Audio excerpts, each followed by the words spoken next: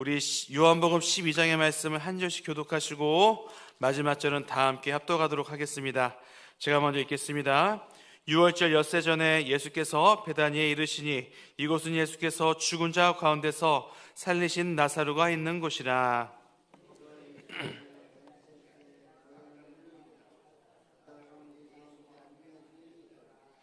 마리아는 지극히 비싼 향유 곧 순전한 나드 한 근을 가져다가 예수의 발에 붓고 자기 머리털로 그의 발을 닦으니 향유 냄새가 집에 가득하더라.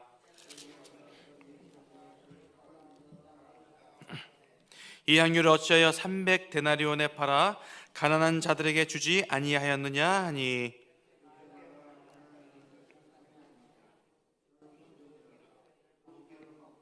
있는 것을 훔쳐가미라.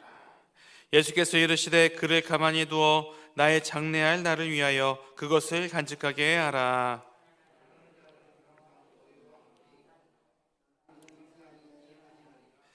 유대인의 큰 무리가 예수께서 여기 계신 줄 알고 오니 이는 예수만 보기 위함이 아니요 죽은 자 가운데서 살리신 나사로도 보려 함이라. 나사로 때문에 많은 유대인이 가서 예수를 믿음이러라.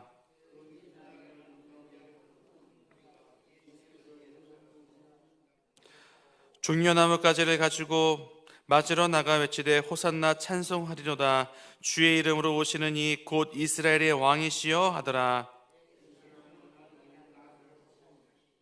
이는 기록된 바 시온에 따라 두려워하지 말라. 보라 너희 왕이 나귀 새끼를 타고 오신다 함과 같더라.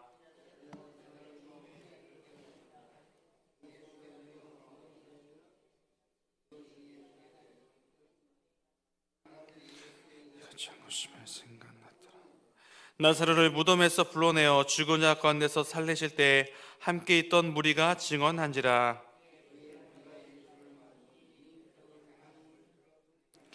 바리새인들이 서로 말하되 볼지어다 너희 하는 일이 쓸데없다. 보라 온 세상에 그를 따르는도다 하니라.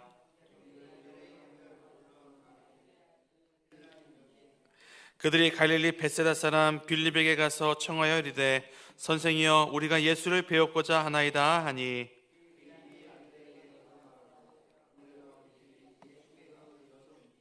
예수께서 대답하여 이르시되 인자가 영광을 얻을 때가 왔도다.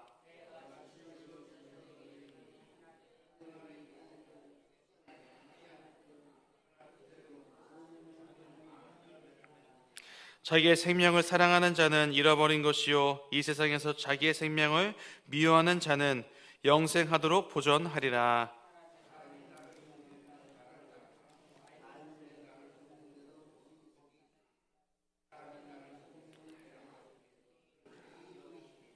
지금 내 마음이 괴로우니 무슨 말을 하리요. 아버지여 나를 구원하여 이때를 면하게 하여 주옵소서. 그러나 내가 이를 위하여 이때에 왔나이다.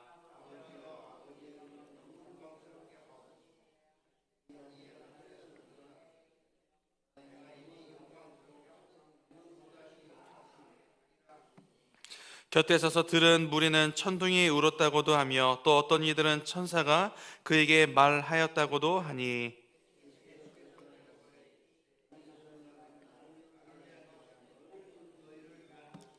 이제 이 세상에 대한 심판이 이르렀으니 이 세상의 임금이 쫓겨나리라.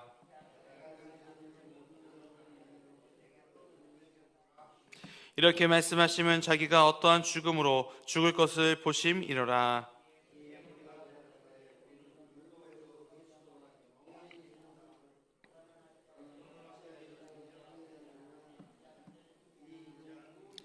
예수께서 이르시되 아직 잠시 동안 빛이 너희 중에 있으니 빛이 있을 동안에 다녀 어둠에 붙잡히지 않게 하라. 어둠에 다니는 자는 그 가는 곳을 알지 못하느니라.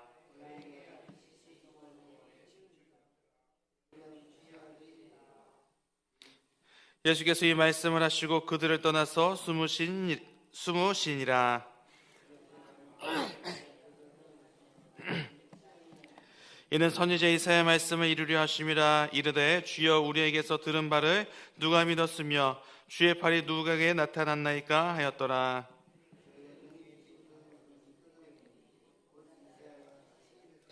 그들의 눈을 멀게 하시고 그들의 마음을 완고하게 하셨으니 이는 그들로 하여금 눈으로 보고 마음으로 깨닫고 돌이켜 내게 고침을 받지 못하게 하려 함이라 하였음이더라.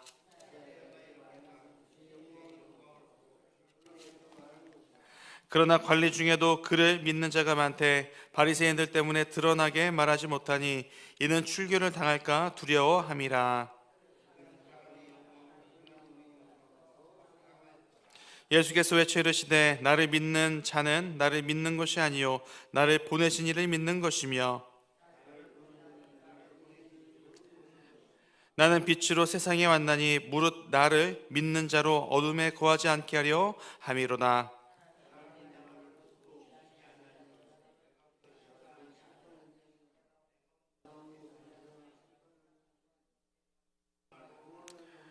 나를 저버리고 내 말을 받지 아니하는 자를 심판할 이가 있으니 곧 내가 한 그 말이 마지막 날에 그를 심판하리라.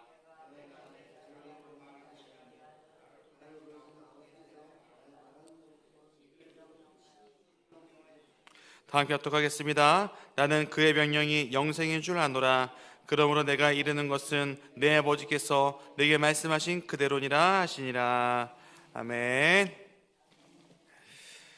요한복음 12장의 말씀을 나눌 텐데 시간 관계상 12절부터 15절의 말씀만 나누도록 하겠습니다.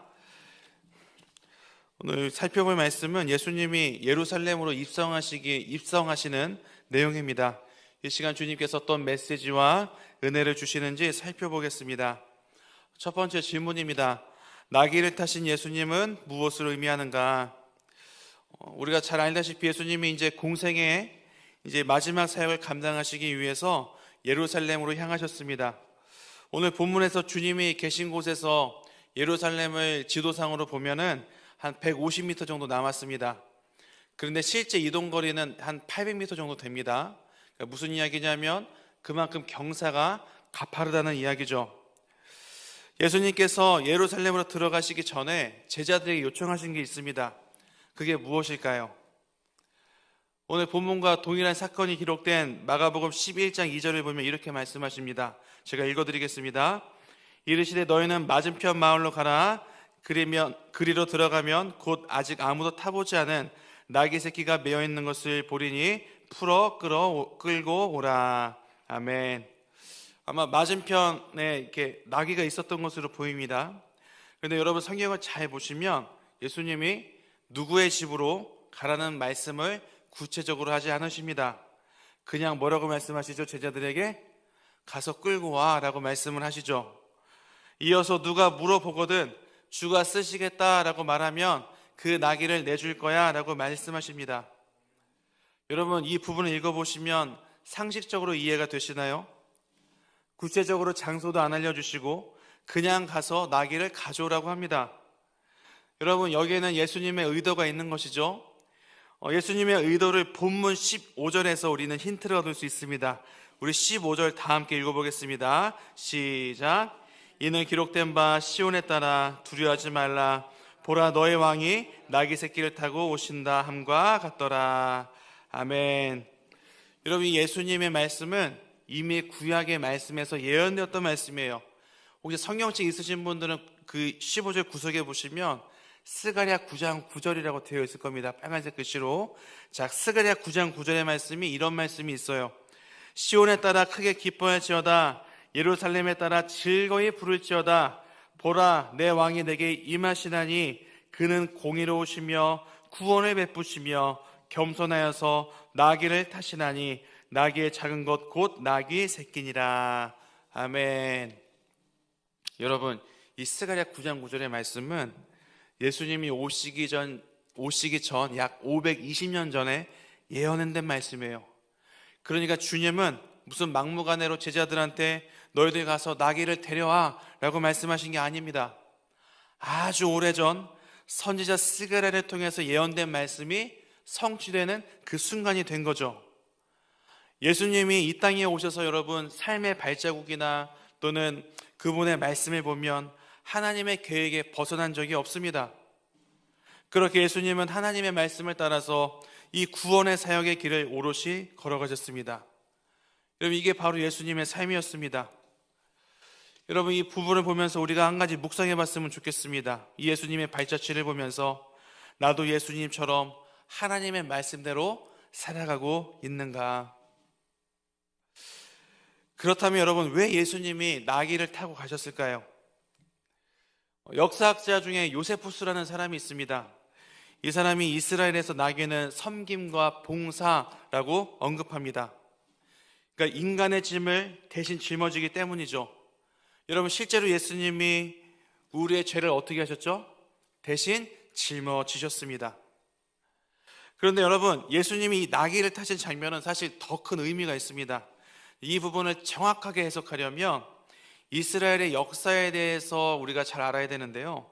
여러분, 이스라엘은 이런 게 있다고 합니다. 내가 너희랑 전쟁을 시작하겠다라고 이제 그런 의미라면은, 그러니까 키가 큰 종마 말을 사신을 태워서 보낸다고 합니다. 자, 그런데 우리는 너랑 화해하고 싶다라는 의미로 할 때는 나귀에 사신을 태워서 보낸다고 합니다. 이 둘의 차이를 아시겠습니까? 다시 본문으로 돌아올까요? 예수님이 지금 뭘 타고 가셨다고요? 나귀를 타고 예루살렘으로 입성하신다고 성경은 말씀합니다. 그럼 무슨 의미일까요? 네, 하나님의 계획대로 우리 죄를 대속하시고 그리고 하나님과의 관계를 회복하기 위해서, 화해하기 위해서 예루살렘으로 향하셨다라는 그런 이야기입니다. 그러므로 나귀를 타신 예수님은 하나님의 예언의 성취와 그리고 평화를 의미합니다. 자, 그러면 두 번째 질문입니다. 예수님이 우신 이유는 무엇일까? 여러분, 예수님이 드디어 나귀를 타고 예루살렘으로 입성하셨어요. 이스라엘 백성들이 어떤 반응을 보였는지 우리 13절 한번 읽어볼까요? 13절입니다. 시작.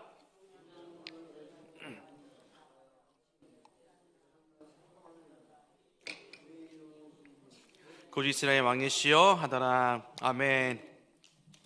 여러분, 이스라엘 백성들이 열광하면서 예수님을 맞이했습니다. 어떤 사람들은 자신의 겉옷을 벗어서 예수님의 가시는 그 길에 이제 옷을 깔기도 했습니다. 그런데 여러분, 오늘 본문에 기록이 안 되어 있는데 이 동일한 사건이 기록된 누가복음 19장의 말씀을 보시면 예수님의 반응에 대해서 기록하고 있습니다. 누가복음 19장 41절의 말씀 보면 이렇게 기록을 해 놓으셨습니다. 예수님의 반응이에요. 가까이 오사 성을 보시고 우시며. 아멘. 참 이상하죠. 많은 사람들이 예수님을 환영했는데 주님은 그 성을 보시고 우셨다라고 언급합니다. 여러분, 왜 예수님이 우셨을까요? 왜 우셨을까요? 너무 감동받아서 우셨을까요? 아니요. 오늘 본문 13절에서 힌트를 얻을 수 있습니다. 여러분, 13절에서 예수님이 들어오실 때 이 이스라엘 백성들이 예수님 맞이할 때 뭘 사용했을까요? 네, 종려나무 가지를 사용했다고 언급합니다. 여러분들, 예수님이 예루살렘에 입성하실 때 절기가 언제일까요?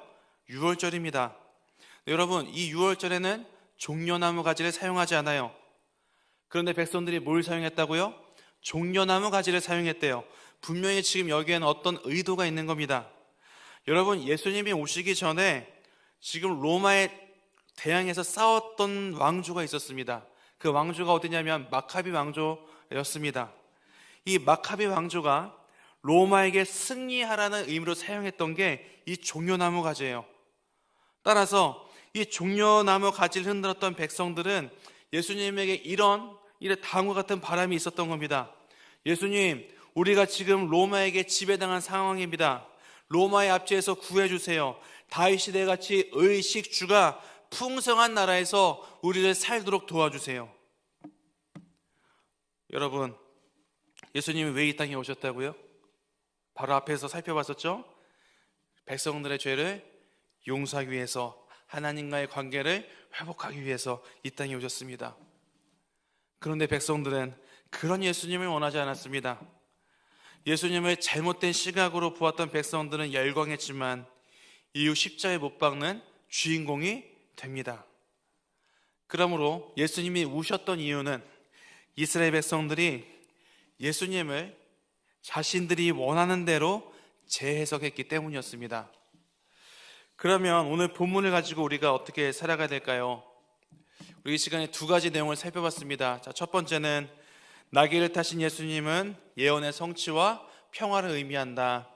그리고 두 번째, 예수님이 오셨던 이유는 이스라엘 백성들이 예수님을 자신들이 원하는 대로 재해석했기 때문에. 우리 두 가지 내용을 살펴봤습니다. 여러분, 예수님이 이 땅에 구원 사역을 위해서 오셨습니다. 그러나 이스라엘 백성들은요, 다른 동기와 목적으로 예수님을 자신의 입맛대로 재해석했습니다. 주님은 열정을 가지고 이스라엘 백성들에게 향하셨지만 그들의 영적 상태는 무너져 있었고 메말라 있었습니다. 겉으로 기다렸던 메시아를 보면서 백성들은 열광했습니다. 겉으로 보면 아주 괜찮아 보이죠. 그런데 이 백성들의 잘못된 신앙은 골마 터지기 직전이었습니다. 결국 그들의 잘못된 신앙은 예수를 십자가에 못 박아 죽였습니다. 여러분, 어떻게 보면 오늘 본문에 나타난 이스라엘 백성들의 모습은 오늘날 우리의 자화상일 수도 있습니다. 오늘 본문을 보면서 나의 신앙을 돌아봤으면 좋겠습니다. 나는 왜 교회에서 열심히 정말 열정적으로 헌신하고 있는가? 나는 왜 열정적으로 찬양하며 예배의 자리에 나오고 있는가? 왜 나는 열정적으로 기도하고 또는 기도하는가? 또는 왜 전도하고 있는가? 여러분, 모든 동기와 목적은 이 구원의 감격에서 시작되어야 합니다. 그런데 다른 이유가 있다면 나도 백성들처럼 예수님을 내 마음대로 재해석할 수도 있는 상태일 수도 있습니다. 만약 내가 원하는 대로 예수를 재해석하고 있다면 주님은 그런 나를 보시고 우실 것입니다. 이것을 점검하는 것은 매우 중요한 문제입니다. 왜냐하면 종교인과 신앙인으로 나눠지기 때문입니다. 여러분, 종교인은 나의 유익을 위해서 예수를 이용합니다. 그런데 신앙인은 십자가에서 목숨을 버리신 예수를 따릅니다. 오늘 새벽 말씀 앞에서 두 가지를 결단하길 소망합니다. 첫 번째는 주님, 구원의 감격이 사라지지 않고 언제나 감사함으로 예수를 바라볼 수 있도록 하여 주시옵소서. 두 번째는요, 주님, 나의 유익을 위해서 예수를 내 마음대로 재해석하지 않게 하여 주시옵소서. 그러므로 오늘 말씀을 기억하며 바르게 예수를 바라보고 정말 그 주님을 믿는 동관교회 성도님들이 되시기를 주님의 이름으로 간절히 소망합니다. 우리 시간 다 함께 말씀을 가지고 아버지 앞에 나가겠습니다. 이 두 가지 결단 가지고 아버지 앞에 나가고요. 두 번째는 교회를 위해서, 우리 특별히 담임 목사님을 위해서 기도해 주시기 바랍니다. 그리고 세 번째는 다음 주부터 진행되는 고난주간 특세를 위해서 주님, 이 고난주간 특세를 통해서 예수를 올바르게 바라볼 수 있는 내가 되게 하여 주시옵소서. 마지막 네 번째로 성도님들 중에 몸이 아픈 자, 마음에 상처 입은 자, 마음이 가난한 자들을 위해서 기도해 주시기 바랍니다. 우리 시간 다 함께 주여 한번 외치시고 다 함께 기도의 자리에 나가도록 하겠습니다. 기도하겠습니다. 주여.